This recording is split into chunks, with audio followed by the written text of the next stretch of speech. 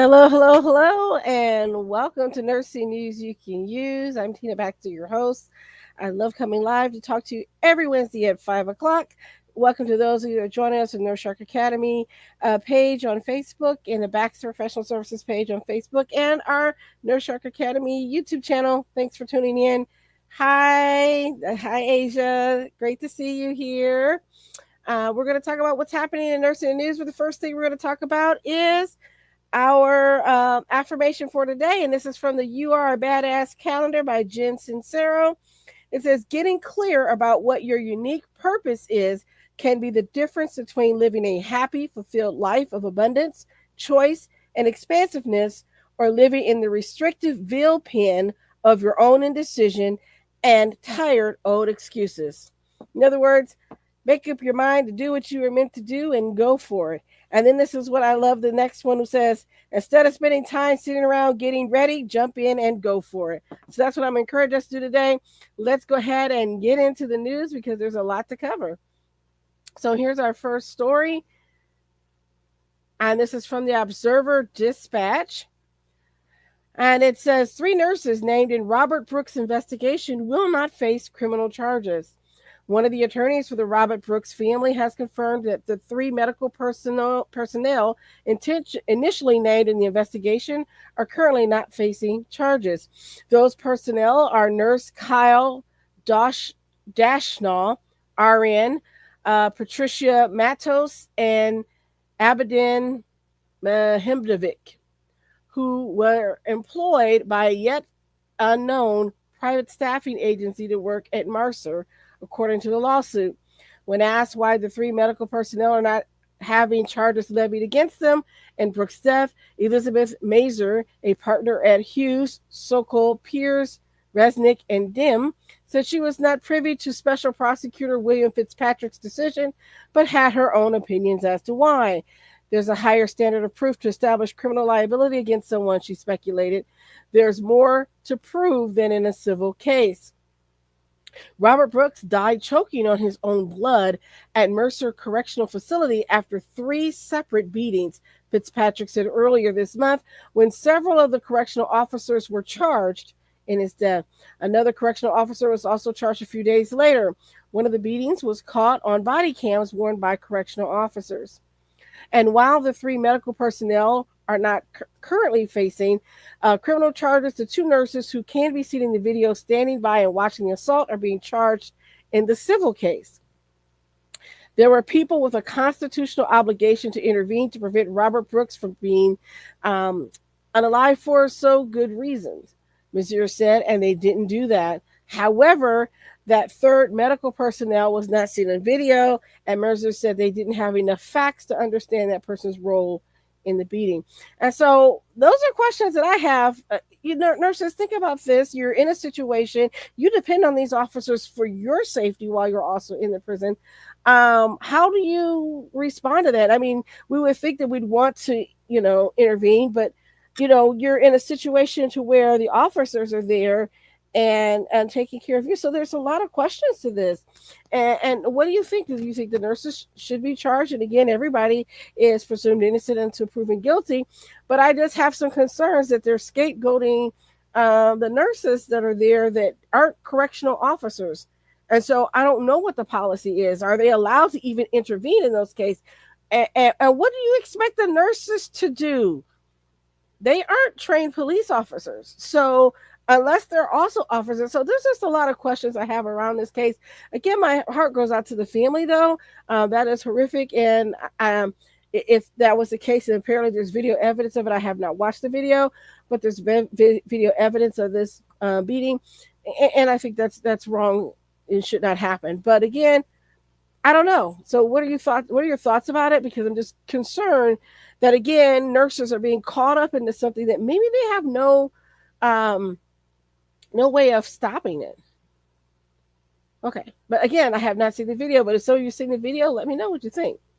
So here's our next story. This is a follow-up on the Colonial Heights debacle that's been going on. The doctor that's charged in the Colonial Heights nursing home negligence case is still practicing as of when this story came out yesterday.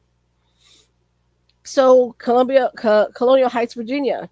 It says a judge in Colonial Heights has allowed a physician with abuse and neglect to continue treating patients. So I have a question because you know what? A lot of times they would not allow that if you were a nurse. So, and again, I don't know this doctor, I don't know everything that's happened, but I'm just thinking if it was a nurse and the shoe was on the foot, would that person still be able to work? Because the nurses that were charged with this aren't able to work. So why is the physician allowed to work? These are questions that I have. So what do you think? So Dr. Gohar Abbasi appeared in court Tuesday, February 25th for a hearing. The Commonwealth's attorney asked the judge to prohibit him from practicing medical treatment and care while he is out on bond. So the prosecutor didn't want that, but the judge denied the request. Dr. Abbasi is charged with felony neglect and abuse of a vulnerable adult. He is a physician at Colonial Heights Rehabilitation and Nursing Center, which is the same facility where several other employees were charged with neglect a few weeks prior to his arrest. So the complaint says that Dr. Abbasi allowed a patient who did not have the mental capacity to make his own decisions leave the facility before getting proper treatment. After being released, the patient was seen wandering around with a catheter still in place and a colostomy bag, dumping his fluids around the city, barely able to walk. The patient was also positive for MRSA, which could increase his risk for infection and more worse outcomes with that. The fact that a professional has been charged with a felony is not grounds for the medical board to revoke or suspend a license. That only occurs if a physician is convicted of a felony. However, if the other shoe was on their foot and it was the nurses, oftentimes they're quick to take your license and suspend you. So I don't know. What do you guys think about this? Because there just seems to be an inequity here. And maybe one's a nursing board and the other's a physician board. I don't know. But there just seems to be a bit of inequity here. Dr. Abbasi's defense and the judge say that there are some inconsistencies with the timeline right now of when the patient left the facility and if Dr. Abbasi was there or not. The defense also pushed that revoking his ability to practice would ruin Dr. Abbasi's career, which is how he supports his wife and kids.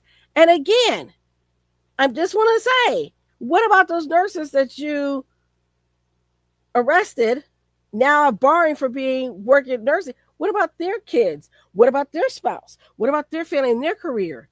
So like, this double standard, it just is so gross to me. Anyway, let's go on. All right. So the Commonwealth attorney asked Dr. Abbasi also be barred from going to the rehabilitation and nursing center while he is out on bond. And that is what they did with the administrator, the nurses, all of them can't go back to that facility. But the judge then denied that request. And so I just, the double standard there is just incredible. So the judge says he's gone back and forth considering this for the other employees who have charges as well. Okay. What it would take in this situation, I think, is a clear and satisfactory showing that his presence and his working at this facility would represent a clear danger to other patients. And absent that finding, I think most judges would defer to the idea that maintaining employment is a positive thing in a typical condition of release. Now, wait a minute, because these other people didn't get to keep their jobs. And some of these nurses, all they were charged with was falsifying documentation.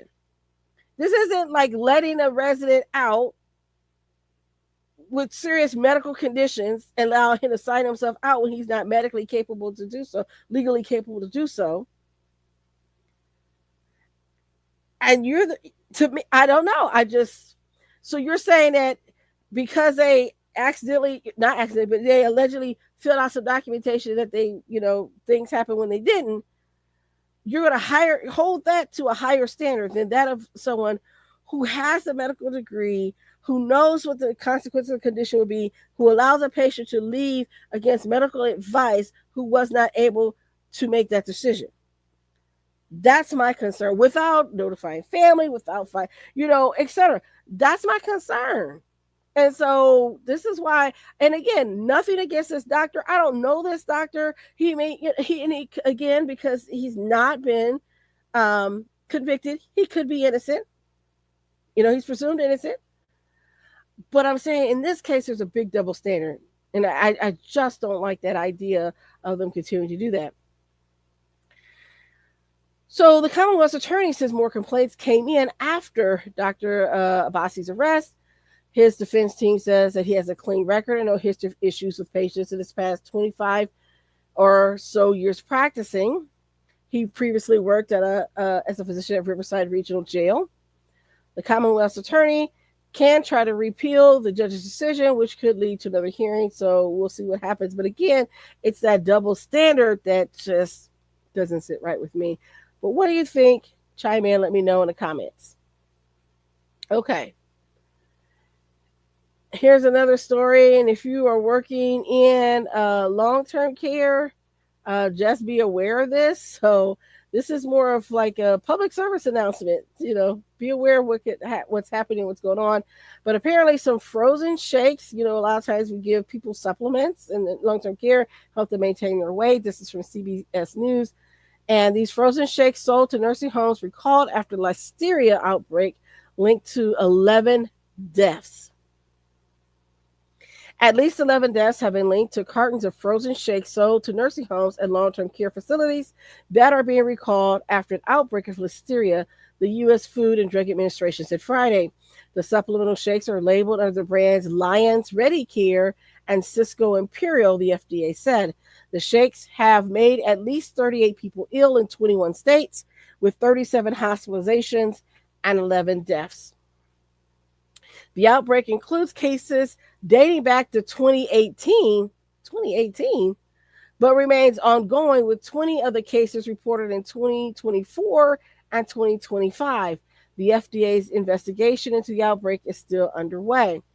Listeria symptoms usually begin within 2 weeks after eating food contaminated with the bacteria, but may start as soon as that same day or as late as 10 weeks after.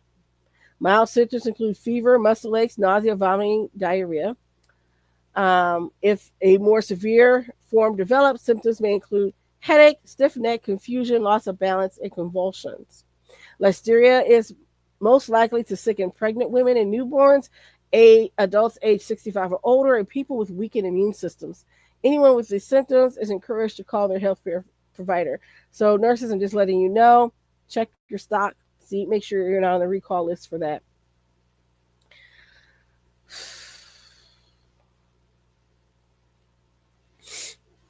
We're going to go into this next story, and then we'll take a brief break. This is from the Des Moines Register. Iowa nursing home chain faces third whistleblower retaliation lawsuit. One of Iowa's largest nursing home chains is facing a lawsuit filed by a former nurse alleging a form of whistleblower retaliation. It is the third such lawsuit that Care Initiatives of West Des Moines has faced in the past year. The company operates 44 care facilities in Iowa. In the most recent case, Tina Weber of Clemens alleged that from May 2021 to October 2024, she worked as a registered nurse at an unspecified Care Initiatives facility in Marshall County. The lawsuit alleges that on October 5th, 2024, Weber witnessed an incident involving a resident in a wheelchair with schizophrenia and a human resources worker. According to the lawsuit, the two were engaged in an argument, and when the resident with schizophrenia attempted to leave in his wheelchair, the human resources worker grabbed the handles of the wheelchair, causing the resident to fall out of the wheelchair to the ground. Weber reported the incident to the assistant director of nursing and recorded the incident in the resident's chart.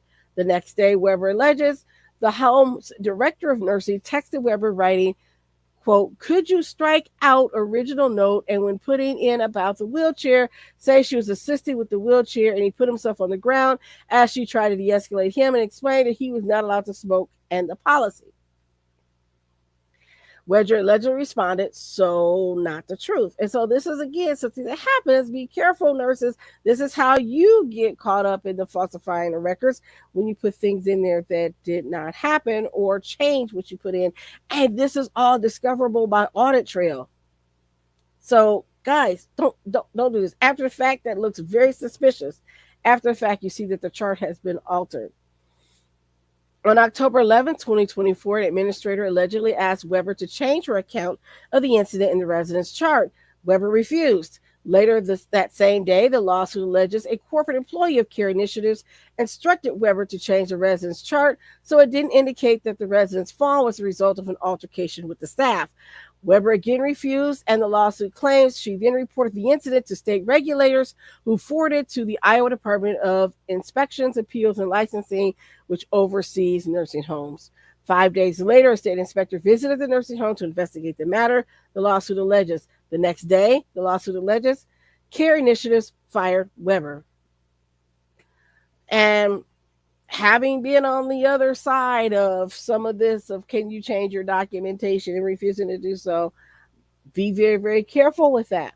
Don't do that, because that shows your lack of integrity. Then when they get an investigation, invariably they will, you go down with everybody else, which is simply what happened with Colonial Heights.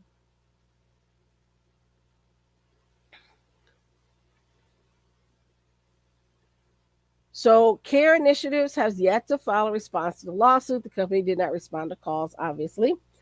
The two other lawsuits, by the way, allege retaliation over the past year. They've had a target of two other lawsuits. Candace Jellison, who worked at the chain's Oakwood Specialty Care in Abia, has alleged she was fired in June of 2022 after she intervened on behalf of a resident who was refused hospital care and then helped the man call 911. Jellison sued Care Initiatives in part for violating the Iowa law that bars employers from taking action against workers for reporting dependent adult abuse or assisting with an abuse-related complaint or investigation. Care Initiatives argued that while it's a crime for a company to retaliate against workers who assist with abuse investigations, the Iowa legislature didn't intend for workers to use such a violation as a basis for a civil lawsuit. A judge agreed and dismissed one element of the lawsuit, but let the remainder of the case proceed. Care Initiatives denied any wrongdoing. The trial is scheduled for March 30th of 2026. In May of 2024, Stephanie Milch sued Care Initiatives, alleging that while working as the director of nursing for the chain's Avoca Specialty Care, she was terminated in violation of public policy. She alleged that she was fired shortly after she confronted a regional nurse for Care Initiatives and questioned why she wasn't wearing a mask during COVID-19 outbreak in the home. As part of her lawsuit, she also alleged that she had several, quote, tense conversations with management about the company's alleged practice of admitting new residents to the home, even when it was not adequately staffed to provide a safe environment for residents. Care Initiatives denied any wrongdoing. According to court filings by attorneys for both sides in that case, the lawsuit was resolved in December 2024 with an out-of-court settlement. So this sounds like this isn't something new for this particular nursing home chain. And I'm just curious to see. I haven't done a deep dive into that chain and their particular owners, but I'm curious to find out if they're for-profit or non-profit and see if that makes a difference in some of the decision making that they're making. All right, well, we're going to go ahead and take a brief break because I think it's time for that as we get ready for our next story, which is kind of sad. So let's take a brief break. Professional Services Health Education. We offer BLS, CPR, and first aid training, basic TB validation skills lab, home health aid and CNA training courses, customized staff development, including dementia care, fall prevention strategies, mastering communication skills, legal and ethical boundaries, clinical documentation, and more. For more information, call 765-387-8046 or check out our website at baxterprofessionalserviceshealtheducation.com. All right, let's head to our next story here. And I want to issue a trigger warning again for this story for those that are listening. This is from 24/7 Live. This is from CNN. And it says, gunman in deadly Pennsylvania hospital shooting felt more could have been done to save his wife, according to an official. So first off, my hearts and thoughts and prayers go out to the individuals involved in this, and also to um, the gunman and the loss of his wife, and that's terrible. So it says the gunman who held an intensive care unit staff hostage at UPMC Memorial Hospital in Pennsylvania before killing a police officer and injuring five other people Saturday believed that more could have been done to save his wife, who was on life support for terminal illness, according to a law enforcement official briefed on the investigation. Uh, Diogenes Archangel Ortiz, 49, was removed from the hospital by security the previous night after becoming irate and emotionally overwrought following a diagnosis that there was no other treatment available for his wife. It is not clear whether she has died. Uh, the district attorney, Tim Barker, said in a news conference Saturday that Archangel Ortiz had contact previously in the week in the ICU for a medical purpose involving another individual, but his office declined to provide additional information. Archangel Ortiz returned to the hospital Saturday morning, carried a backpack with a firearm, zip ties, and duct tape, and held staff members hostages before being um, also unalived and shootout with police. This isn't just about one tragic event.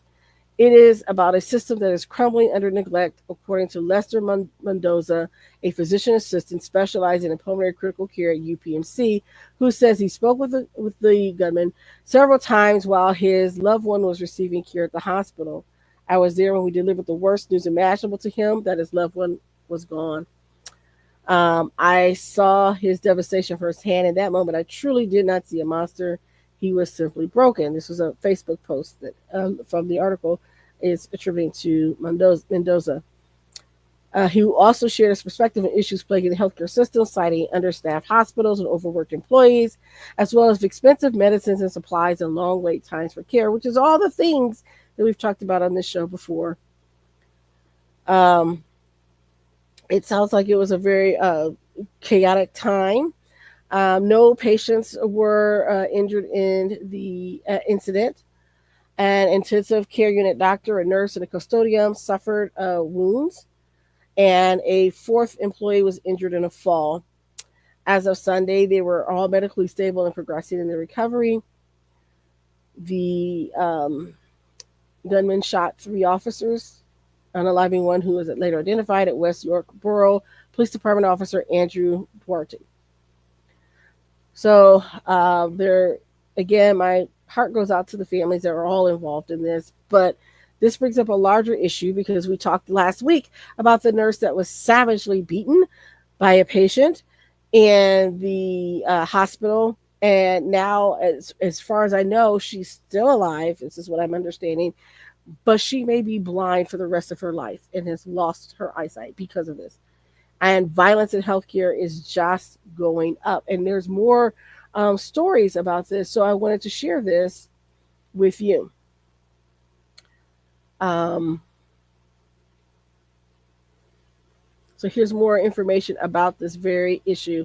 And because it's such a strong issue, again, I'm issuing another trigger warning to people. And if you are struggling with your mental health, particularly if you're in healthcare and you're experiencing burnout and things like that, please know that there are community resources, as well as you can contact the hotline at 988 to receive some additional help. All right. So this is a story coming out of ABC, and it says and the Associated Press, hostage taking shootout highlighting rising violence against U.S. hospital workers. And interesting enough, I was just speaking to someone today, right before I hopped onto this. He was a financial services individual, and he's asking questions about, why would nurses and doctors want to, own their own businesses and all this stuff, and look for something different or additional streams of income. And I shared with him, he asked me on the outset, well, what's going on in nursing? What are people talking about? I said, well, right now, today, it's this, violence in healthcare. So let's get into it. So a man who took hostages in a Pennsylvania hospital during the shooting that killed a police officer and wounded five other people highlights the rising violence against U.S. healthcare workers and the challenge of protecting them. So we just read about his story. But they're also noting that such violence in hospitals is on the rise, often in emergency departments, but maternity wards, intensive care units, and excuse me, I'm also going to say psychiatric units. You have to be very careful with this as well. So many people are more confrontational, quicker to become angry, quicker to become threatening. I interview thousands of nurses and hear all the time about how they're being abused every day. And I have to say that as a professional who's still working and actively practicing, it is something that's been on my mind recently and a lot lately. And so my question, is always, well, what are we doing to make sure the staff are safe, but also our additional patients? What are we doing for them as well? So as many people are again more confrontational, and I find that people are quicker to get angry. They're triggered a lot easier. Everyone seems to be on edge.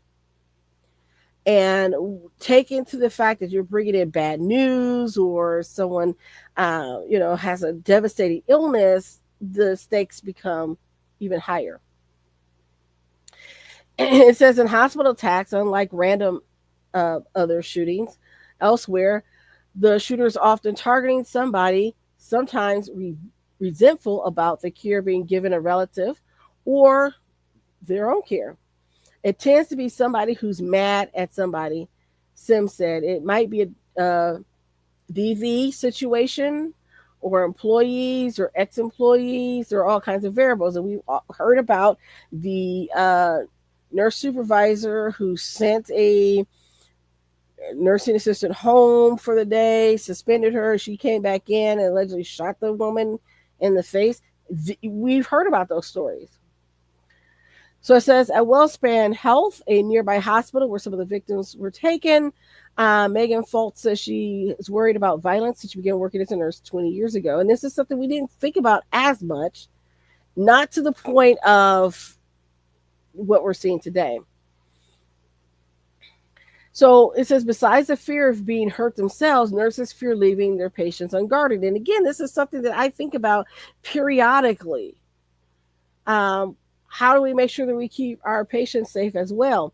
It says, if you step away from a bedside to run, to hide, to keep safe, you're leaving your patient vulnerable. Healthcare and social assistance employees suffered almost 3/4 of non-fatal attacks on workers in the private sector in 2021 and 2022 for a rate that is more than 5 times the national average, according to the U.S. Bureau of Labor Statistics. Other recent attacks against U.S. healthcare workers, they ran them down. So we're going to quickly go over it. Last year, a man took a pew-pew to two correctional officers in the ambulance bay of Idaho Hospital while freeing a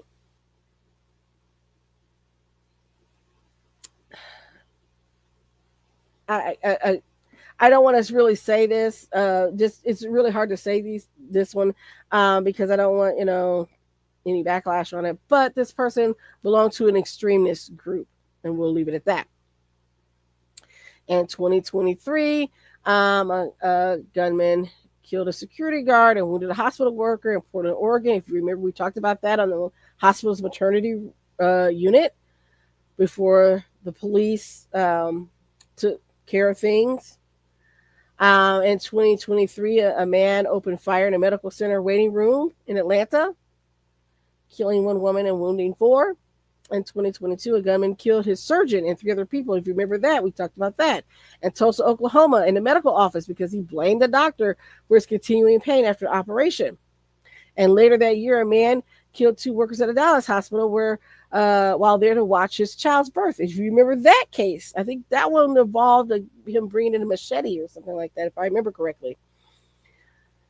So then there's also other things. We've talked about the nurse that went on a home care visit and a family member came out and shot him. We had a nurse that was on a home care visit and found in the basement. So these are things that are happening, and we need to keep this in the forefront. So many hospital workers say after an attack, they never expected to be targeted. And as I said, I myself have been assaulted too on the job. I got punched in the face by a patient. And all I did was offer him a cookie. So What could I have done differently? I don't know. Not giving him a cookie? I don't know. And so that's what I bring up. This violence is increasing, and for people who are not in the healthcare field, not experiencing that, don't understand the danger that there is when you're in this field. And it's just one of the most dangerous occupations that you can be in, is because of these incidents. And I am encouraged by the legislation to make these acts of violence at least a felony. And then there's also one potential bill that might go forward that would require nurses to wear body cams like they do police officers for safety. And I don't know. I don't know. I have some thoughts about that. We need some better safety protocols, but I don't know if that's the answer. So there's a lot of things out there. So I'm glad we're talking about it and that it's reached the news, because a lot of people don't know what's happening in healthcare. And I think it's important. And if our hospital systems, our healthcare systems fall, we're going to see a domino effect in the rest of our economy, the rest of our nation. This is a problem, and we need to start taking it seriously. All right, let's move on, because it's a pretty heavy story there. Um, let's get to this story here. And I find it interesting because this brings up the whole question of violence of another sort. This is from WYPR and out of Baltimore. And it says John Hopkins nursing students push back against DHS ICE immigration policies. Students and staff at Johns Hopkins University School of Nursing are calling out the Department of Homeland Security for a new policy that allows immigration and customs enforcement agents to enter medical settings to arrest undocumented immigrants. The policy was created one day after President Donald Trump took office and allows ICE to enter places like hospitals and churches to arrest people. And so currently, I just read in the Indiana Lawyer today that there's lawsuits to block agents from being able to enter places of worship, in particular in hospitals, to take people out of there.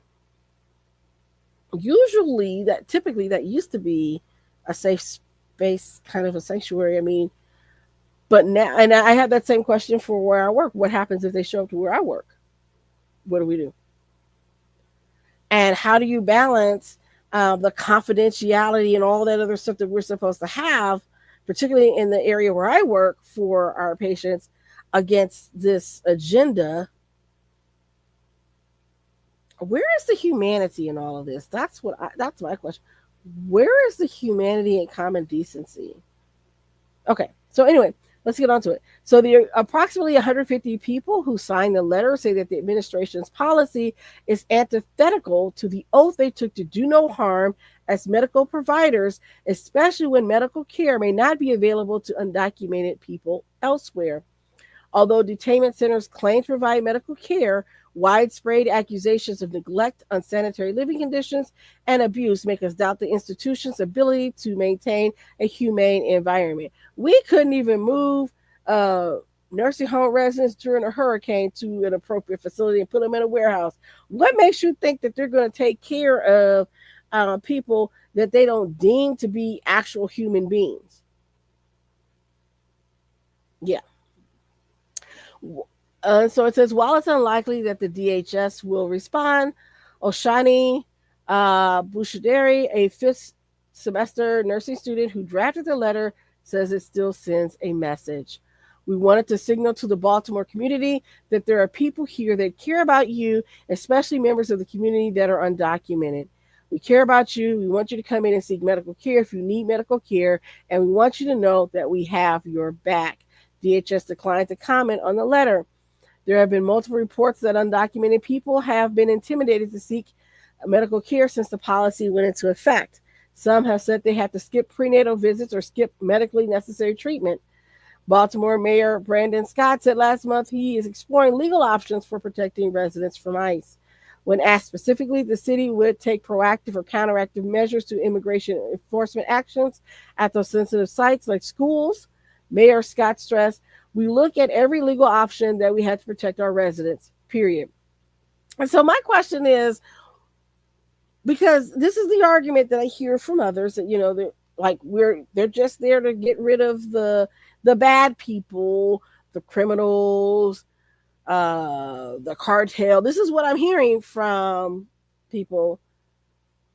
So, are you going to tell me that the 10-year-old sitting in his classroom is a danger to society? Are you going to tell me the 70-year-old grandma in the hospital receiving care is a danger to society? These are the bad people that. So, again, I think we need to make our laws make sense and not forget the humanity that we need to have. So, what are your comments? You let me know what you think. All right, we're going to take another brief break and then we'll be right back with our next story.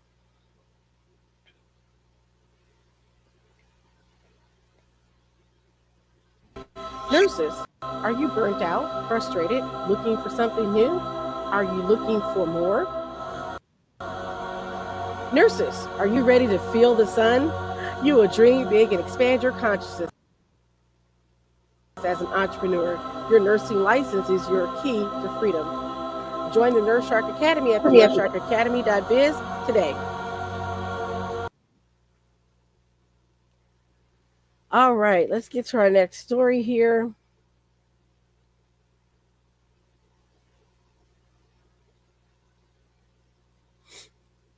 This is a follow up to a story that we talked about previously, and I wanted to share this with you. This is coming out of Warrenville Heights. It says Warrenville Heights nursing facility failed to properly supervise elderly woman who froze to death.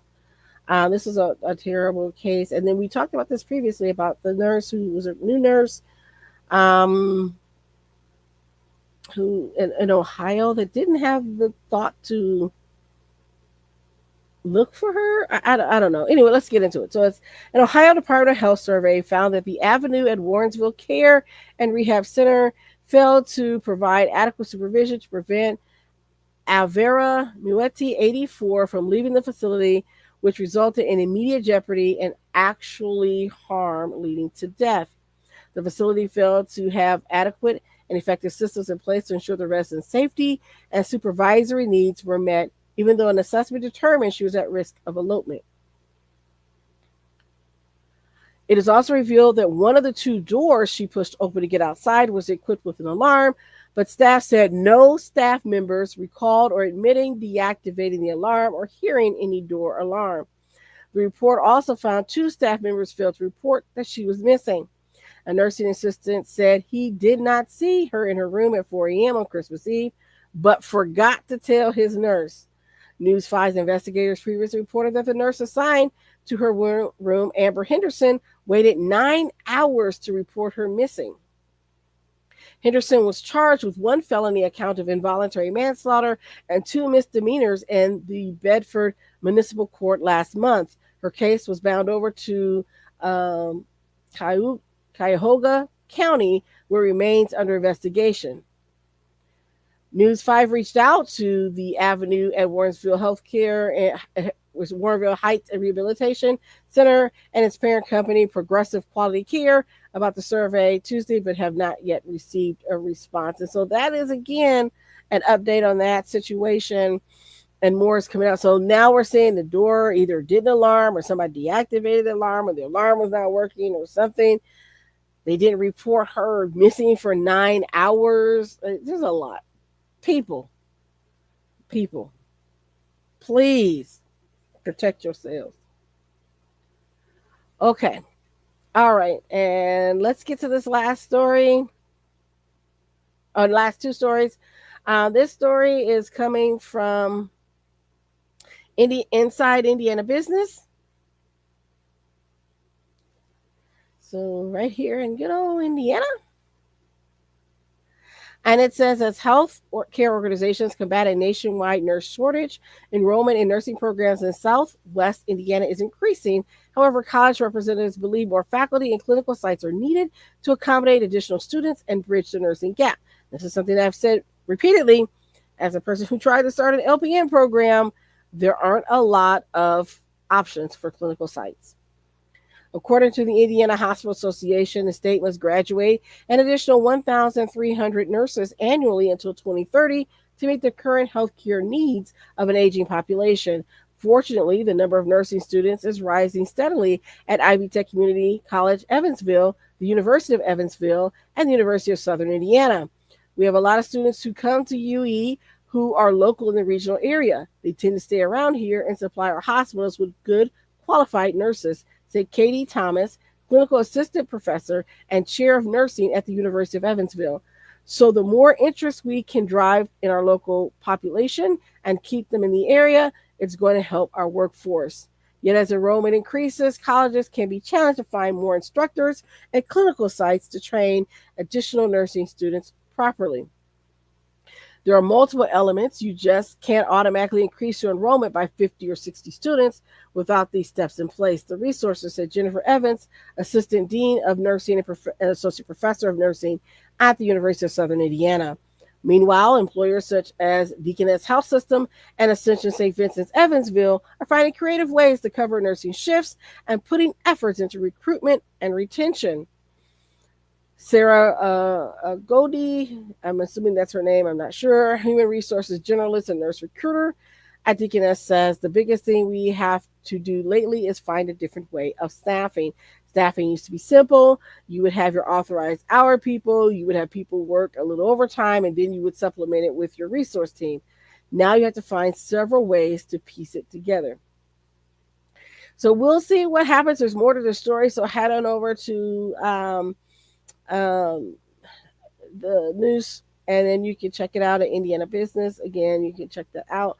But I just want to share that with you. Hopefully they'll be able to work out this issue, but that's been my biggest concern, is how we're going to have more clinical sites available for the students who do want to become nurses.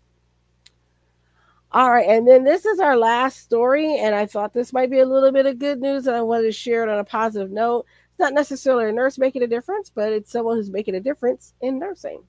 So this is from the Associated Press. It says Bill Conway didn't start out wanting to make a big impact on the nursing profession. In 2011, the financier announced that he would give away $1 billion to create jobs for the poor and asked the public to send him ideas. In came around 2,500 suggestions. Most were sob stories, but some people had good ideas, he said, and several suggested backing bachelor's degree nursing programs. It was along the lines of, if we support potential students to get a nursing degree, then they'll always be able to get a job and can take care of themselves and their families and the rest of us. My wife and I thought that sounded pretty good. Currently, private giving for the nursing profession accounts for only 1 cent of every dollar given for health care, according to a report from the foundation arm of the American Nurses Association, and giving to nursing isn't a popular cause among wealthy donors. I'm going to say, ain't that the truth? But there are exceptions. Leonard Lauder has given $177 million to nursing schools at the University of Pennsylvania and Hunter College, and Mark and Robin Jones donated $100 million to expand Montana State's university's nursing program. Yet no other wealthy donor has dedicated as much money to such a wide range of nursing programs as Conway, the 75-year-old co-founder of the private equity giant, the Carlyle Group, and his late wife, Joanne Barkett Conway, who died in January of 2024. Those efforts are destined to grow, with Conway only about a third of the way toward his target of giving $1 billion to nursing. So far, he has donated $325.6 million to support student aid, new buildings, efforts to recruit and retain faculty, and at more 22 nursing schools in eastern and mid-Atlantic regions. He is also backing a pediatric nursing program at Children's National Hospital in Washington, D.C.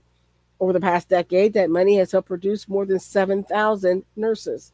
Now he says he wants to take his support of nursing programs nationwide. I expect that most of the money I leave to charity will go to continuing this mission. Says Conway, whose net worth Forbes estimates to be about 4 billion. I see that we're starting to make a difference in some places, and I like to make more of a difference over time. So please head over and read this story. But I want to thank him for that because more investment in nursing is definitely needed, and I'm encouraged by that. That maybe some good can come out of this, and it would be nice to have the backing that we need in nursing because we don't get it. All right, so that's all of our news for today. Let's get into some announcements and then we'll be ready to get on out of here. So, our first announcement is tomorrow. If you haven't had a chance to sign up, tomorrow, February the 27th, will be our podcast power, and we're going to talk about how to be a good a podcast guest, how to get on podcasts. So if you're a nurse and you have a business and you haven't had a chance to get on a Nurse Shark Academy show, let me know. But also, if you want to get on other podcasts, I thought this is a good way for me to help and give back so that we can spread the word about what's happening in nursing and healthcare and get you promoted as well. So join me for this event. You can still register at the nursesharkacademy.biz to join us. We're going to talk about how to be a good podcast guest, what to expect when you go onto a podcast, how to book and pitch to be on podcasts. And so we're going to talk about those things tomorrow. So join us for that event that's coming up. Also, we'll be out. So we're going to Capney and enjoy the conference. And will be off social media for Friday. So do not expect to see us on social media for Friday as well. And then coming up in March, we have our CPR training classes will be on at Baxter Professional Services Healtheducation.com. We also have our TB validation class. And by the way, our March class is filling up very fast. So if you want to be in the basic TB validation class in March, sign up as soon as you can because those seats are going fast. And then we'll be having some other events coming up in the month of March because it is Women's History Month.